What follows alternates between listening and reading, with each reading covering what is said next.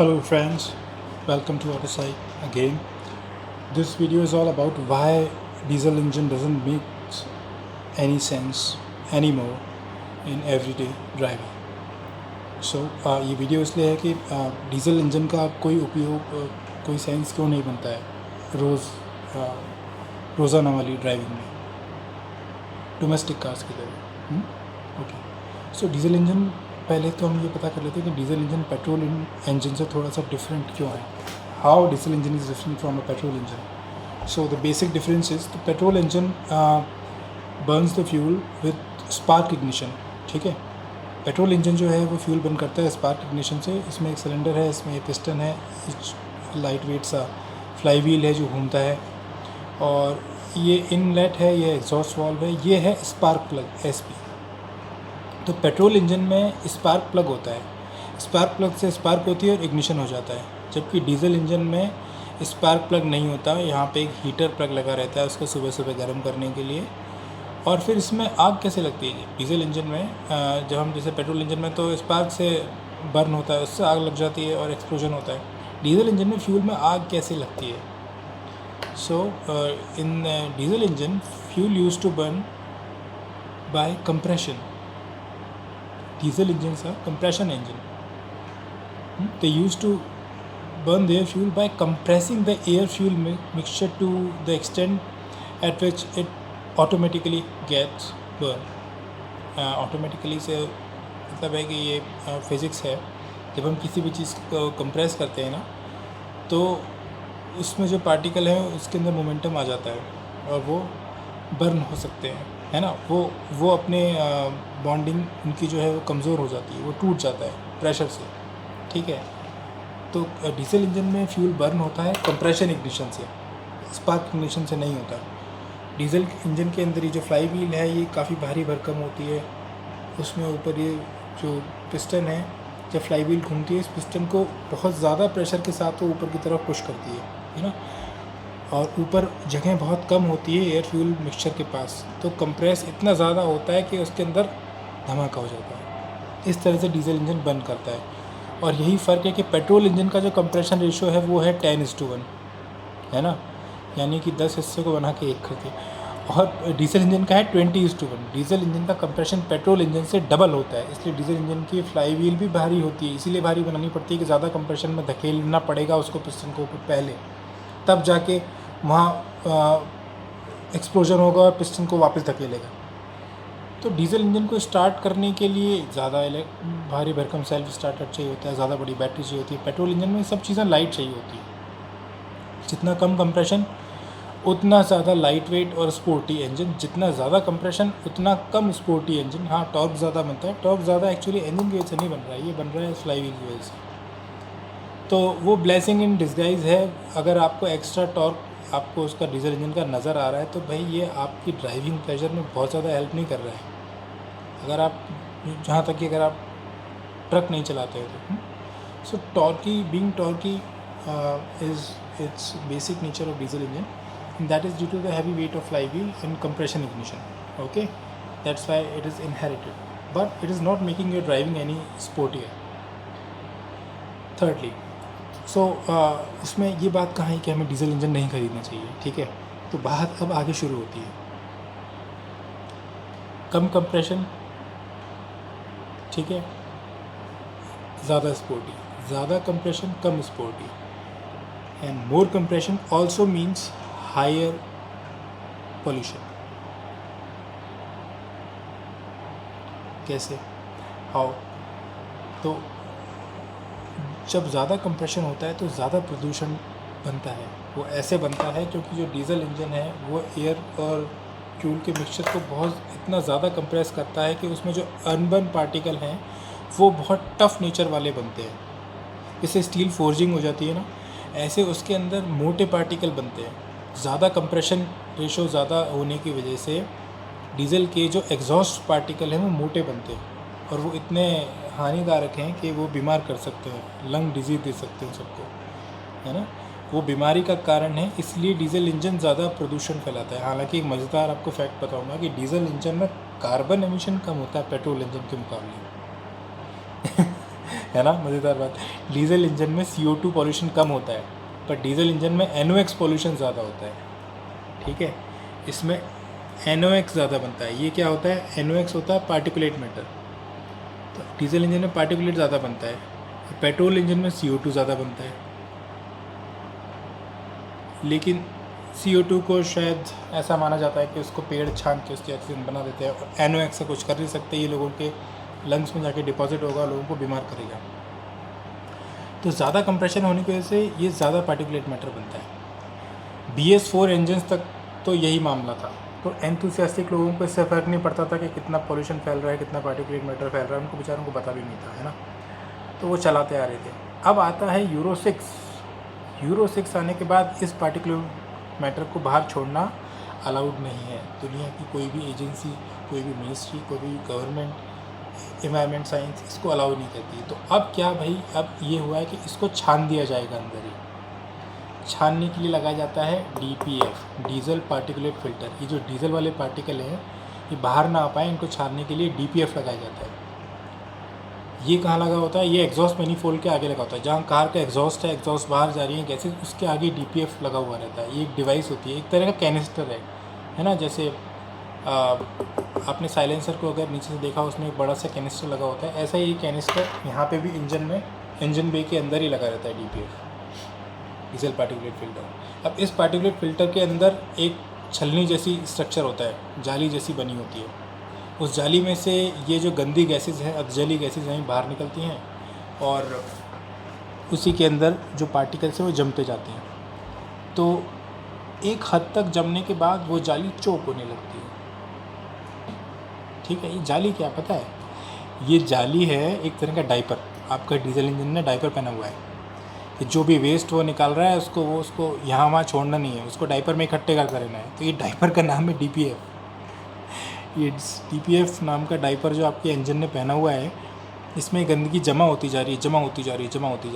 और सोचो अगर ये पूरी जमा होती जाए, इसको कोई साफ़ ना करे, तो आपका इंजन बंद हो जाएगा और ख़र्चा लाखों में जाएगा। लेकिन ऐसा ना हो, इसलिए इसके अंदर एक सिस्टम लगाया जाता है, समझे। ये जो DPF लगा है, ये BS4 गाड़ियों में नहीं था, ये BS6 में था। तो BS4 कारों में इस DPF और इसके आगे का जो मैं सिस्टम बता रहा हूँ, SCR कहलाता है, वो चीज़ें नहीं होती थी। अब जब DPF लगा तो ये चोक होने लग गया तो इसको साफ़ करना पड़ेगा। तो भाई क्या करना पड़ेगा, साफ़ करना पड़ेगा, तो इसके अंदर और डीजल फेंकना पड़ेगा, जिससे वो धुल जाए, और तो यानी कि आपकी डीजल का माइलेज कम होगा। उसके अलावा इसमें DEF फ्लूइड होता है, ये यूरिया है, ठीक है। ये डीजल एमिशन फ्लूइड है, इसमें यूरिया से बना हुआ सॉल्यूशन होता है, जिसका एक अलग से स्टोरेज टैंक होता है आपकी कार के अंदर। यूरो 6 कारों में होता है वो। उसको लगातार स्प्रे करते रहते हैं ताकि ये जाली साफ़ होती रहे। वो एक अलग से खर्चा है, मतलब कंपनी बोलती है एक बार भरा लो, 10,000 किलोमीटर बाद जब आप नेक्स्ट सर्विस पर आओगे तब भरना पड़ेगा, लेकिन वो उससे पहले भी खाली हो सकता है। बताता हूँ कैसे। जब गाड़ी गर्म नहीं होती है, हम कहीं से कहीं को जाते हैं और गाड़ी गर्म नहीं होती है, तो ये जो कार्बन है वो ज़्यादा बनते हैं, और ये जो जाली है जल्दी चोक होती है। क्योंकि हमने बताया डीजल इंजन जो है कंप्रेस करके जला रहा है। कंप्रेस क्यों कर रहा है, क्योंकि डीजल बड़ी मुश्किल से चलता है, पेट्रोल की तरह आसानी से बर्न नहीं होता। डीजल का जो है बॉइलिंग पॉइंट बहुत हाई है पेट्रोल से, वो मुश्किल से बर्न होता है। तो जिस तरह जब राजमा को अगर हम पकाना हो क्योंकि बहुत हार्ड है, या सोयाबीन को हमें पकाना हो, हम भगोनी में पकाते हैं, बहुत देर में बनता है। हम अगर उसको राजमा को कढ़ाई में बनाएंगे ना तो बहुत देर में पकेगा। हम उसको प्रेशर कुकर में बनाएंगे तो राजमा एकदम से गल जाएगा। ऐसे ही डीजल को जब कंप्रेस किया जाता है तो उसको स्पार्क देने की ज़रूरत ही नहीं पड़ती, वो अपने आप ही गल जाता है या जल जाता है, ठीक है। तो प्रेशर कुकिंग जैसा है इंटरनल कंबशन इंजन। जितना ज़्यादा प्रेशर होता है फ्यूल उतनी जल्दी जलता है, पर जितना ज़्यादा प्रेशर होता है उतना ज़्यादा फ्यूल जो है धुआं भी छोड़ता है। इसलिए डीजल इंजन में ज़्यादा कंप्रेशन होने की वजह से वो ज़्यादा धुआं छोड़ता है। तो उसके लिए DPF लगाना पड़ा, BS6 में DPF लगाना पड़ा, तो उसको साफ़ करना पड़ा तो उसके लिए एक पूरा अलग से टेक्नोलॉजी लगानी पड़ी। ये ऐसा चलता फिरता एक लेबोरेटरी बन गया डीजल इंजन। उसमें अलग से टेक्नोलॉजी लगानी पड़ी कि आपकी डीजल जो टैंक है उससे एक पाइप, एक पंप इसके लिए डेडिकेटेड है कि ये इसमें डीजल इंजन में डीजल स्प्रे कर रहा है इस फिल्टर के अंदर, डीपीएफ के अंदर, और उसको जला रहा है। ये कैसे होता है, आपकी गाड़ी रास्ते में कहीं भी खड़ी हो जाएगी, इसमें वार्निंग लाइट जलने लगेंगी और उसमें एक सेल्फ क्लीनिंग वाला बटन होता है, SCR प्रोसेस होता है, मतलब उसको रीजनरेशन कहते हैं। तो उस रीजनरेशन को आपको मैनुअली बटन दबा के स्टार्ट करना पड़ेगा। क्यों करना पड़ेगा? क्योंकि आप थोड़ी थोड़ी दूर शहर में चलते हैं, गाड़ी पूरी तरह गर्म नहीं हो पाती है, ज़्यादा धुआं बनता है। गर्म गाड़ी में कम धुआं छोड़ते हैं, ठंडी गाड़ी चलाओगे, थोड़ी दूर चलाई, खड़ी कर दी। शहर में ज़्यादा चलाने वालों के लिए ये पाप है, अभिशाप है, अपराध है, सज़ा है, मुसीबत है। डीजल इंजन शहर में डीजल चलाने वालों के लिए, तो किन को नहीं लेना है भाई? शहर वालों को नहीं लेना है। ये फ़िल्टर चोक हो जाएगा, इसको या तो गाड़ी अपने आप क्लीन कर पाएगी, नहीं कर पाएगी तो सर्विस सेंटर उठा के लेके जाओ, उसका खर्चा 15-20 हज़ार रुपये आएगा। 15-20 हज़ार रुपये जो पैसे आप डीजल इंजन से बचाने वाले थे वो वहाँ खर्च हो गए। और टॉर्क भी पहले जैसा नहीं मिलेगा अब, क्योंकि अब रिस्ट्रिक्टेड है, इसका गला घोट दिया गया है। अब पहले जैसा टॉर्क मतलब फील नहीं होगा डीजल इंजन, जैसे पुराने वाले जैसे BS4 फील होते थे, यूरो 6 इंजन वैसे फील नहीं हो रहे हैं। लोगों को ऐसा लग रहा है वो ठगे गए हैं, जैसे उल्लू बना दिया हो। ठीक है, तो ये चीज़ है। और जिनके पास पुराने डीजल इंजन हैं उनके साथ क्या प्रॉब्लम है? उनके साथ ये प्रॉब्लम है कि अब जो डीजल आ रहा है वो यूरो 6 डीजल आ रहा है, उनकी डीजल इंजन यूरो 4 डीजल है। तो यूरो 4 डीजल इंजन में जो डीजल जाता था वो भी यूरो 4 डीजल होता था, उसके अंदर अपने आप को लुब्रिकेट करने वाले चिकनाट वाले तत्व ज़्यादा थे। अब वाला जो डीजल है वो सल्फ़र फ्री है, उसमें सल्फ़र है ही नहीं। यूरो 6 इंजन में जो यूरो 6 डीजल है उसमें सल्फ़र है ही नहीं। तो जो पुराने इंजन चल रहे हैं, जितने दिन चल रहे हैं, उसके बाद उनका क्या होगा पता नहीं, क्योंकि उनमें यूरो 6 फ्यूल जा रहा है, यूरो 4 फ्यूल अब नहीं मिलता है। जो नए डीजल इंजन हैं उनके अंदर DPF का इशू है। ठीक है, DPF का इशू है, पर एक और बड़ा इशू बताता हूँ उनके साथ क्या होने वाला है। दुनिया भर में पेट्रोल और डीजल की चोरी हो रही है, चोरी करके पेट्रोल में तो मिला दिया जाता है इथेनॉल। 20% सरकार मिला रही है और ऊपर से 20% चोर मिला देते हैं, तो वो E40 बन रहा है, इसलिए लोगों की कारें ख़राब हो रही हैं। तो डीजल इंजन में भी तो मिलाया जा रहा है। डीजल इंजन में जो फ्यूल जा रहा है उसमें भी मिलावटी डीजल डाल रहा है, इसलिए DPF जल्दी चोक हो रहे हैं। अब ये मिलावटी डीजल क्या है? मिलावटी डीजल है बायोडीजल, लो सल्फ़र फ्यूल, जो कि एक यूरो 6 गाड़ी में जिसमें DPF था उसमें जाना था, लेकिन टैंकर रास्ते में ही रुकता है, उसमें से चोरी कर ली जाती है और उसमें बायोडीज़ल मिला दिया जाता है। अब आपका यूरो 6 इंजन और आपका डीजल पार्टिकुलेट फ़िल्टर जब नॉर्मल डीजल पे, प्योर डीजल पे भी चोक हो सकता है, तो आप सोचिए कि उसमें जब बायोडीज़ल मिलाया जाएगा या नकली डीजल मिलाया जाएगा तो उसकी संभावना ज़्यादा नहीं बढ़ जाएगी चोक होने की? बढ़ जाएगी ना। तो वही हो रहा है, अडल्ट्रेटेड फ्यूल आ रहा है। आपकी कार कई बार नकली डीजल पे चलती है, आप पहाड़ों में जाते हैं, वहाँ फ्यूल की क्वालिटी अच्छी नहीं है। अगर आपको याद हो तो एक मित्सुबिशी पजेरो कार आती थी पहले, बहुत अच्छी कार थी, ढाका रैली चैम्पियन थी। हमारी सेना ने भी वो ख़रीदी थी, पर पहाड़ों में पेट्रोलिंग करने के लिए, लेकिन उसको ख़राब फ्यूल की वजह से उस गाड़ी में प्रॉब्लम आई थी। अल्टीमेटली इंडियन आर्मी को ये आइडिया ड्रॉप करना पड़ा पजेरो वाला। उन्होंने बाद में फॉर्च्यूनर ट्राई करी थी, वो चल गई थी BS4, क्योंकि वो BS4 थी। अब सुनो बात, BS4 गाड़ियों में बायोडीज़ल की वजह से कोई प्रॉब्लम नहीं आती थी। BS4 डीजल इंजन में बायोडीज़ल अच्छा काम करता था, माइलेज इतना अच्छा देता था कि लोगों को पता ही नहीं चलता था। बर्निंग इतनी अच्छी होती थी कि लोगों को पता ही नहीं चलता था कि इसमें मिलावट कर दी है, हमारा डीजल मिक्स है। 20 साल से चोरी हो रही है, ये पकड़े भी जा रहे हैं फिर भी रुक नहीं रही है। आप सोचिए 80-90 रुपये वाला डीज़ल है, उसकी जगह उसके अंदर उन्होंने 50 रुपये वाला बायोडीज़ल मिला दिया। चोरों को तो बहुत फ़ायदा हो जाता था और आपको पता भी नहीं चलता था, क्योंकि बायोडीज़ल बड़े अगर अच्छे से बनाया गया हो तो कोई डिफरेंस भी नहीं पता चलता, मतलब कार चलाने में। इसलिए पर गवर्नमेंट अब बायोडीज़ल नहीं मिलाने वाली है। अब सुनिए अगली समस्या, एक तो करेला ऊपर से नीम चढ़ा। पहले ही आप सोच रहे हैं कि यूरो 6 डीजल इंजन में समस्या आ रही है, पता है? जो आपका जो सबसे फेवरेट ब्रांड आपके मन में चल रहा है ना, नहीं उसमें तो नहीं आती। सारे नेता लोग उसी में चलते हैं। टोयोटा की गाड़ियों में भी आई थी सर। जी हाँ, Fortuner, Hilux, land cruiser. World wide कितनी कंप्लेन आई है टोयोटा में, आप लोगों को पता है? ये फिगर मैं नहीं बोल रहा हूँ, ये टोयोटा की वेबसाइट बोल रही थी। 2,62,000, समझे? 2,62,000 Toyotas were reported some sort of trouble in Euro 6 engine form between year 2016 and 2022। सन 2016 से लेकर 2022 के बीच में बहुत सारी टोयोटा में 2.5 लाख से ज़्यादा 2,62,000 टोयोटा कारों में वर्ल्ड वाइड दुनिया भर में बता रहा हूँ प्रॉब्लम आई थी। क्यों आई थी? कि ये जो इशू था ये DPF का इशू था, डीजल पार्टिकुलेट फ़िल्टर के इशू थे। ये नॉर्मल डीजल पे, हमारे देश में नहीं, जहाँ अच्छा डीजल मिलता है, जहाँ कोई बायोडीजल मिक्स नहीं होता है, वहाँ भी ख़राब हुई हैं। उसके बाद टोयोटा ने इसका हल ढूंढ लिया और अब कोई प्रॉब्लम नहीं है ना। अब now Toyotas are almost trouble free.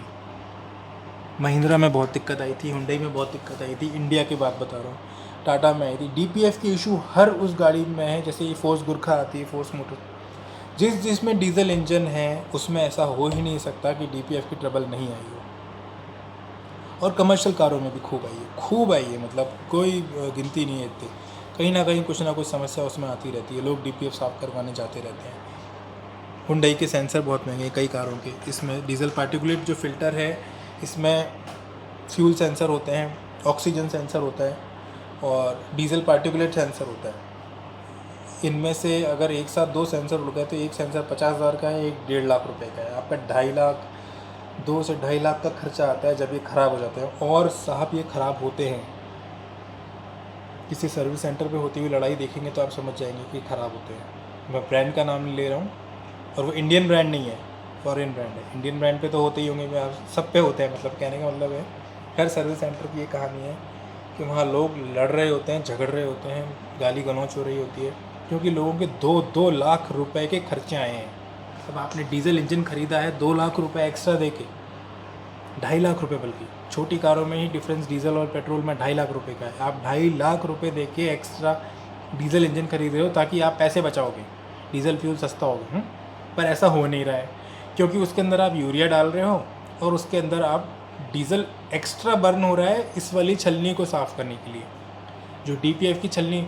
अब आपका डीजल खाली कार चलाने के काम नहीं आ रहा है, DPF को साफ़ करने के काम आ रहा है। जितनी बार बेचारी कार वो अपने आप कर पाएगी, जब नहीं कर पाएगी तो आप सर्विस सेंटर जाना पड़ेगा, तीसरा खर्चा है, समझे? डीजल इंजन के पैसे ज़्यादा दिए, उसमें फिर DPF आ गया, उसके यूरिया के पैसे ज़्यादा दिए, दूसरा खर्चा। तीसरा खर्चा उसको साफ़ करने के लिए फिर डीजल जला, फिर एक्स्ट्रा डीजल के पैसे दिए। यहाँ साफ़ नहीं हुआ तो सर्विस सेंटर गए, फिर वहाँ पे उसको साफ़ करने के पैसे दिए।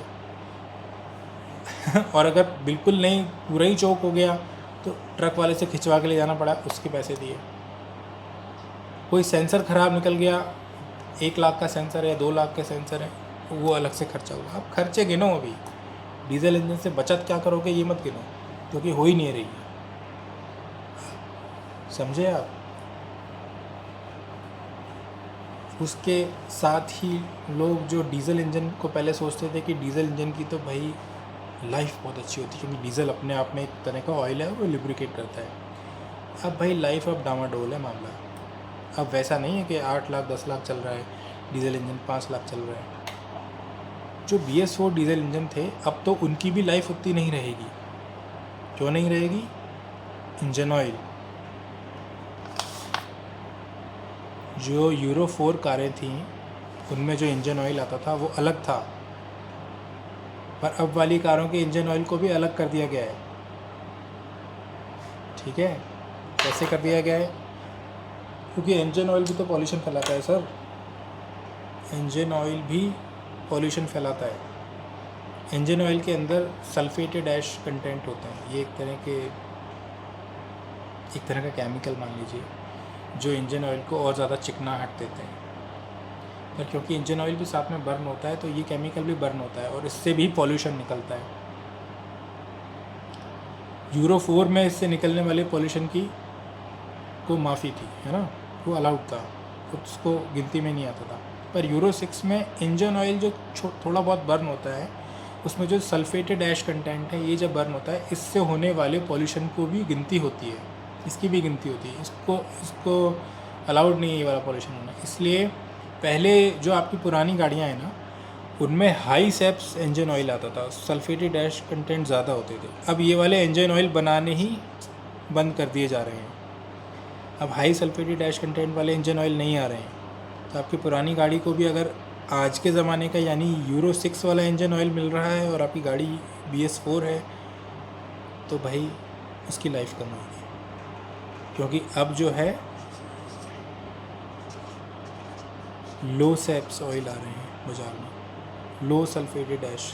तो अपना ऑयल ध्यान से ढूंढिए। और दूसरा, जिनके पास यूरो 6 कार है, भाई भले ही आपके पास यूरो 6 कार है पर आपके इंजन ऑयल जो है पहले की तरह ल्यूब्रिकेशन नहीं है उसमें, उसका ल्यूब्रिकेशन कम है। तो पुराना इंजन ऑयल अगर पुराना अगर इंजन डीजल इंजन मान लीजिए किसी आपकी फेवरेट टोयोटा कार का 9 लाख चलता था, तो अब वो 5, 5.5, 7 लाख ही चलेगा।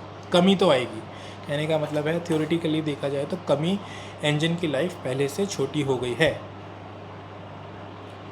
अब इसमें ये जो बायोडीज़ल चलता है, मान लीजिए ऊपर से ये मिला दिया जाता है ना। तो बायोडीज़ल जो है 2-3 तरीके से बनता है। जत्रोफा एक प्लांट है, उसके फल से बनता है, उसके बीज से बनता है। या जो जला हुआ ऑयल होता है ना कढ़ाइयों में, जो रेस्टोरेंट में और ठेलों पे और ये सभी जगह जहाँ कचौड़ी पकौड़े तले जा रहे हों, है ना, या KFC में आपके चिकन बन रहा हो, चाहे कुछ भी, कोई भी जला हुआ ऑयल हो, इसको इकट्ठा करके भी बायोडीज़ल बनाया जाता था, है ना। मैंने आपको बताया था कि बड़ा अच्छा होता है, उसको डालने से पता ही नहीं चलता है, गाड़ी को आप यूज़ करो उसमें कोई डिफरेंस बता नहीं सकते थे। लेकिन जब से यूरो 6 आई हैं, जब से ये DPF नाम की चीज़ दुनिया में आई है, डीजल पार्टिकुलेट फ़िल्टर, तब से हर चीज़ पकड़ में आने लगी है। ये जो पार्टिकुलेट फ़िल्टर है, ऐसा कहा गया है कई स्टडीज़ में कि ये बायोडीज़ल से बहुत जल्दी चोक हो जाता है। अब वो कौन सा बायोडीज़ल था, वो वेजिटेबल से बना हुआ है सोर्स से, या फिर जो इंजन या जो एक बार जो जला हुआ ऑयल है उससे बना हुआ है। अब अगर जला हुआ ऑयल होगा, एक ही ऑयल कढ़ाई में बार बार जलता है मान लीजिए, है ना, जबकि ये तरीका अच्छा था क्योंकि ऑयल फेंकना पड़ता है, इससे ऑयल बना लो, डीजल बना लो। लेकिन एक ही ऑयल जो पहले कई बार जल चुका है, उसके भी जो पार्टिकल्स हैं वो आप में जटिल हो गए हैं आपस में, है ना। तो हम बोलते हैं कि बार बार एक ही तरह कढ़ाई वाली कचौड़ी बाहर से नहीं खानी चाहिए, क्योंकि वो डाइजेस्ट नहीं होती, क्योंकि वो ऑयल ख़राब हो चुका होता है। शायद ये वजह होगी, शायद यूँ लगाना पड़ रहा है, क्योंकि पक्का पुख्ता नहीं कह सकता, क्योंकि मैंने इसके ऊपर PhD नहीं करी है, समझे ना। पर हाँ, प्लांट बेस्ड जो सोर्स है, जैसे कि वही जत्रोफा है, उससे बनाने वाले से शायद DPF कम चोक हो, पर ये भी शायद वाली बात है क्योंकि स्टडी नहीं हुई है। अब जो हमारी मिनिस्ट्री ये चाहती है, पेट्रोलियम मिनिस्ट्री, के इसमें भी मिलाया जाए, डीजल में भी कुछ और मिला दिया जाए, जैसे कि आइसोब्यूटेनॉल, क्योंकि बायोडीज़ल DPF के लिए हानिकारक है, DPF के लिए बायोडीज़ल हानिकारक है ना। शायद इसलिए उन्होंने आइसोब्यूटेनॉल ढूंढा है। आइसोब्यूटेनॉल एक तरह का वही अल्कोहल से डिराइव प्रोडक्ट है, और ये क्लींजिंग एजेंट होते हैं। अल्कोहल जितने भी होते हैं ये क्लीन करने के काम आते हैं, क्लीनर्स हैं। शायद इस DPF की वजह से आइसोब्यूटेनॉल को ढूंढ के लाया गया है। इसका रिजल्ट क्या होगा अगेन पता नहीं। आइसोब्यूटेनॉल से हमारे माननीय मंत्री जी ने, गडकरी जी ने क्या करा है, हालांकि वो ट्रांसपोर्ट मिनिस्टर हैं, पेट्रोलियम मंत्री नहीं है। उन्होंने इसको टेस्ट करवाया किसी जनरेटर पे, जहाँ तक मुझे लगता है टोयोटा किर्लोस्कर का कोई जनरेटर होगा, और उस पर कोई दिक्कत नहीं आई है। लेकिन ज़रा सोचिए, जनरेटर हमेशा एक ही स्पीड पे चलता है, पर कार का इंजन जब स्टार्ट होता है तो 900 RPM पे होता है, फिर 1500 RPM पे भी जाता है, 2000 RPM तक जब हम गियर चेंज करते हैं तब जाता है। और जब हम गाड़ी को दौड़ा रहे होते हैं, जब पूरी पावर पे उसको चला रहे होंगे, तो शायद 3500-4000 RPM पे घूम रहा होता है। तो भाई ये सोचने वाली बात है कि वो सब पे एक सा परफॉर्म नहीं करेगा, ठीक है।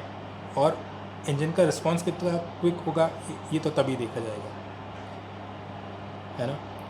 और DPF पे इसका क्या असर होगा ये आगे आने वाले 1-1.5 साल में पता चलेगा। फिर भी हम मान लेते हैं कि अच्छा परफॉर्म करेगा।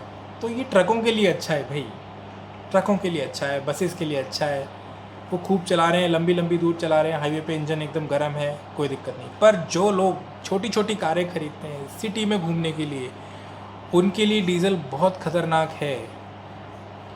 आए दिन DPF चौक हो रहे हैं, लोग अपनी कार उठाई, बच्चे को स्कूल छोड़ के वापस आ गए, ब्रेड खरीद के वापस आ गए, कभी 2 किलोमीटर गए, कभी 3 किलोमीटर गए, कभी 4 किलोमीटर। अरे भाई उसमें आपका डीजल इंजन अपने एम्बियंट टेम्परेचर पे नहीं पहुंच पा रहा ड्राइविंग के।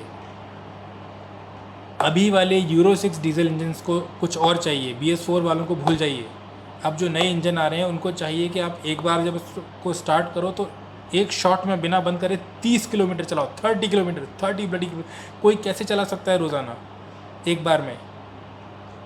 तो वो डीजल इंजन लेना बेवकूफ़ी है। आपको अपने डीजल इंजन का गुलाम बनना पड़ेगा।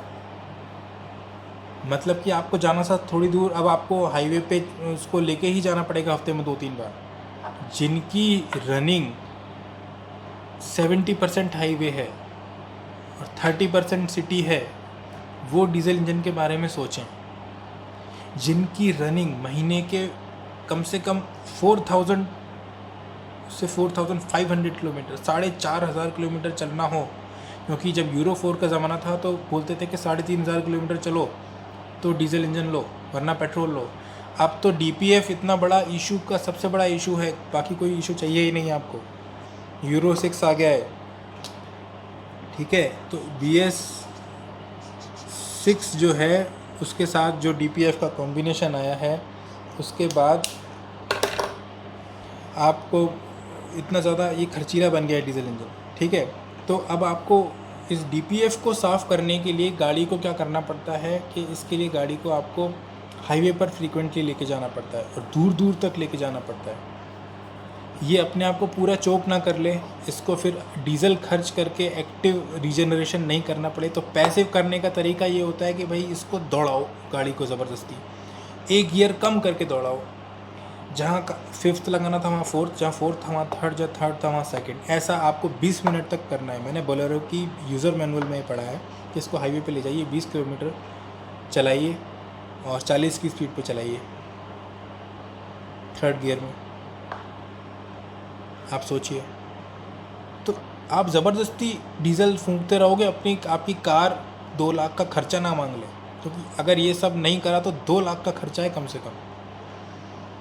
अगर इसके सेंसर ख़राब हो गए, DPF के सेंसर खराब, ऑक्सीजन सेंसर ख़राब हो गया, डीजल पार्टिकुलर सेंसर ख़राब हो गया, 2-2 लाख के खर्चे आते हैं गाड़ियों में। क्या करोगे इसको लेके? ये बिल्कुल बेवकूफ़ी है। ऊपर से अब आने वाला है यूरो 7, उसमें फ्यूल में से और ज़्यादा सल्फ़र निकाल लिया जाएगा, इंजन ऑयल में से सल्फ़र कम हो जाएगा। तो जो पुराने डीजल इंजन हैं BS4 वाले, उनकी तो हालत ख़राब हो जाएगी। यूरो 6 वाले जो डीजल इंजन हैं वो भी जाते रहेंगे काम से। इसलिए आप डीजल इंजन ना लें। अगर आप खाली सिटी में कार चलाते हैं, आपकी रनिंग साल की 10,000 है तो डीजल मत लें। साल के 50,000 चलते हो तो आप डीजल खरीदो, सोच सकते हो, ठीक है। आपको ऐसा लगता है कि आपके पास में चार्जिंग इंफ्रास्ट्रक्चर नहीं है या ऐसी कोई बात है, वरना तो भाई डीजल कोई लेने का फ़ायदा नहीं है। डीजल से अच्छा टॉर्क EV में मिलता है। अच्छा, EV के कुछ समस्याएं हैं, वो फिर नेक्स्ट वीडियो में बताएंगे। पर डीजल लेना अपने आप में पागलपन है, डीजल लेने का कोई फ़ायदा नहीं है, समझे। अब काफ़ी लंबा वीडियो हो गया, मुझे लग रहा है कि आधा घंटा होने वाला है, सॉरी। चलिए ठीक है। तो ना तो आपको पहले की तरह टॉर्क मिल रहा है, ना पहले जैसी लाइफ मिल रही है, ना पहले जैसा एफिशिएंसी मिल रही है, मतलब लो फ्यूल कंजम्पशन भी नहीं मिल रहा है। इनमें से ये भी नहीं मिल रहा है, ये भी नहीं मिला, और आपके इंजन ऑयल पहले से महंगे हो गए हैं, ठीक है। आपके DPF वाले इशू पहले से ज़्यादा आ रहे हैं, उसमें ऊपर आपका DEF का खर्चा बढ़ गया है। शुरू में डीजल इंजन जो पहले 1 लाख रुपये महंगा होता था, वो 2.5 लाख रुपये महंगा हो गया है। और फिर ये जो मिलावट आ रही है इसके अंदर, जो बायोडीज़ल वाली प्रॉब्लम आने वाली है, और जो आइसोब्यूटेनॉल है, ये आगे जाके क्या करेगा इसका भी नहीं पता। ऊपर से यूरो 7 आने वाला है। इसलिए अगर आप ट्रक नहीं चलाते हैं, आप बस नहीं चलाते हैं, आप टैक्सी ड्राइवर नहीं हैं, तो आप डीजल गाड़ी मत लीजिए। और टैक्सी ड्राइवर भी आजकल बहुत समझदार हैं, वो CNG कार लेने लग गए हैं छोटी टैक्सी में। आप क्यों ले रहे हैं? आप सोच रहे हैं कि आपके पास 4x4 है? साहब 4x4 तो पेट्रोल वाले भी आते हैं, वो सबसे बेस्ट हैं। इनको हिमालय में स्टार्ट करने में दिक्कत भी नहीं आती इतनी जितने डीजल 4x4 में आती है। डीजल 4x4 बनाने में उसका वज़न बहुत बढ़ जाता है गाड़ी का। पेट्रोल 4x4 लाइट वेट होते हैं, धंसते नहीं है ना रेत में ना बर्फ़ में। इसलिए डीज़ल को भूल जाइए, ये बहुत बड़ा अभिशाप बनने वाला है जिन्होंने डीज़ल ख़रीदा उनके लिए। आने वाले समय में उनको पता चलेगा। महिंद्रा से लेके आपकी टाटा, टोयोटा, हुंडई सब में कंप्लेन आती है, सब में आती है, क्योंकि वो गलत तरीके से ड्राइव करते हैं। नए euro 6 diesel engine with DPF को, BS6 इंजन को ड्राइव करने का एक रिचुअल है, एक तरीका है, उसको आप फॉलो नहीं कर पाओगे। आपको अपनी गाड़ी का गुलाम बन के रहना पड़ता है ताकि आपका DPF क्लीन रहे। उसको आपको बहुत बार बार हाईवे पर घुमा के लाना है, तेज़ दौड़ाना है, ज़बरदस्ती में छोटे गियर में दौड़ाना है, इंजन को ज़्यादा रेव करना है। वो सारे काम जो आपको फ्यूल एफिशिएंसी देते थे उनका उल्टा करना है आपको। टोयोटा के अंदर इतनी कंप्लेन आ चुकी हैं, हालांकि अब नहीं आई है। महिंद्रा ने अपनी कंप्लेन सॉल्व करी। उन्होंने क्या करा है कि जो इसमें यूरिया भरा जाता था, पहले 10,000 किलोमीटर चलता था एक सर्विस से दूसरी सर्विस, अब वो 4,000 में ही ख़त्म हो जाता है। वो क्यों होता है? वो बोलते हैं कि सर आपने सिटी में इतनी चला ली है कार कि कार ने खुद को सेल्फ क्लीन करने के लिए, खुद की जान बचाने के लिए सारा का सारा यूरिया फूंक दिया। जितना आप ज़्यादा सिटी में चलोगे उतना ज़्यादा आपका यूरिया वाला कंजम्पशन बढ़ जाएगा। समझे? आपकी डीजल गाड़ी में 2 टैंक है, यूरिया का है, एक डीजल का है, नई जो आप खरीदोगे। और सोच रहे हो कि पुरानी BS4 खरीद के लिए आओगे तो उसका इंजन ऑयल नहीं मिलता, उसका डीजल भी नहीं मिलता। पुरानी वाली चलेगी नहीं, नई वाली खरीदने का कोई फ़ायदा नहीं। तो डीजल को भूल जाइए। अब तो ट्रक भी बैटरी वाले आने वाले हैं, आइसोब्यूटेनॉल वाली बसेस और ट्रक्स आ रहे हैं, बैटरी वाले आने वाले हैं। टैक्सी, अब इलेक्ट्रिक EV टैक्सी आ गई है। और टैक्सी जो EV चलाएगा वो तो उसको पूरी वसूली कर लेगा, उसको तो फ़ायदा ही फ़ायदा है, उसमें तो कोई शक नहीं है। बहुत सस्ती पड़ती है वो। चार्जिंग वाली जगह मिल जाए, अगर आपके घर में चार्जर है तो डीजल तो भूल जाइए। आप इसकी जगह पेट्रोल कार ले सकते हैं। छोटी कारें रखिए, बड़ी रखिए ही मत। अभी जैसा सिनेरियो चल रहा है दुनिया का, खाली इंडिया का नहीं, आपको छोटी से छोटी कार रखनी चाहिए। ओके,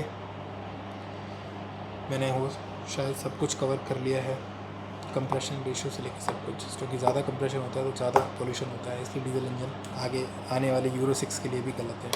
ठीक है, चलिए, thanks so much, thanks for watching, keep supporting. Subscribe कर लीजिए प्लीज़। सब्सक्राइब करोगे तो नेक्स्ट वीडियो का आपको हिंट मिल जाएगा, इन्विटेशन मिल जाएगा, आपको पता चल जाएगा कि नेक्स्ट वीडियो आ गया है। नेक्स्ट वीडियो भी आपके काम का होगा। चलिए, वॉइस अच्छी नहीं होगी उसके लिए सॉरी। मेरे पास बेसिक सेटअप है, मेरी हॉबी नहीं है वीडियो बनाना, मेरी हॉबी है ये सब। ठीक है, ये मेरा काम था जो मैंने करा है। Okay, thanks so much, thanks for watching.